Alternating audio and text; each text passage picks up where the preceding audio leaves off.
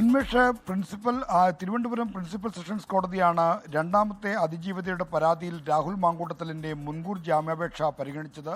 വിവാഹ വാഗ്ദാനം നൽകി പീഡിപ്പിച്ചു, ബലാത്സംഗം തുടങ്ങിയ കുറ്റങ്ങൾ ചുമത്തിയാണ് രാഹുൽ മാങ്കൂട്ടത്തിനെതിരെ രണ്ടാം അതിജീവിതയുടെ പരാതിയിൽ കേസെടുത്തത്.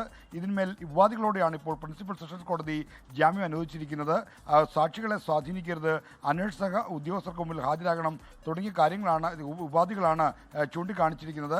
ഇന്ന് നേരത്തെ ഒന്നാമത്തെ പരാതിയുടെ അടിസ്ഥാനത്തിലും ഹൈക്കോടതി രാഹുൽ മാങ്കൂട്ടത്തിനെ 15-ാം തീയതി വരെ അറസ്റ്റ് ചെയ്തിരുന്ന നിർദ്ദേശം നൽകിയിരുന്നു. അത് മുൻകൂർ ജാമ്യാപേക്ഷ പരിഗണിക്കുന്ന തീയതിയാണ് 15. അങ്ങനെ രണ്ട് പ്രധാനപ്പെട്ട പരാതികളിൽ രാഹുൽ മാങ്കൂട്ടത്തിന് ആശ്വാസകരമായ ഒരു ഉത്തരവുകളാണ് തിരുവനന്തപുരം പ്രിൻസിപ്പൽ സെഷൻസ് കോടതിയിൽ നിന്നും ഹൈക്കോടതിയിൽ നിന്നും ഉണ്ടായിരിക്കുന്നത്. രാഹുൽ മാങ്കൂട്ടത്തിനും അദ്ദേഹത്തെ അനുകൂലിക്കുന്നവർക്കും ഇപ്പോൾ ആശ്വാസകരമായ ഒരു വാർത്തയാണ്.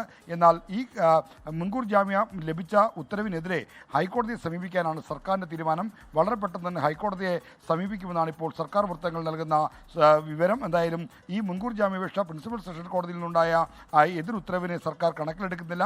ഹൈക്കോടതിയെ രാഹുൽ മാങ്കൂട്ടത്തിന് മുൻകൂർ ജാമ്യം നൽകരുത് എന്നാവശ്യപ്പെട്ടുകൊണ്ട് സമീപിക്കാനുള്ള തീരുമാനമാണ് സർക്കാർ ഇപ്പോൾ കൈക്കൊണ്ടിരിക്കുന്നത്.